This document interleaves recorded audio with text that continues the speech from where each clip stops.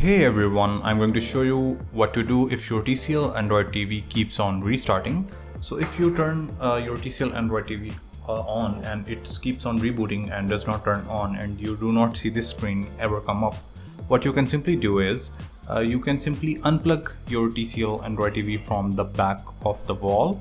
So you can unplug your screen, and after you have unplugged the screen, there's a button right below the TCL icon which is located right here, as you can see.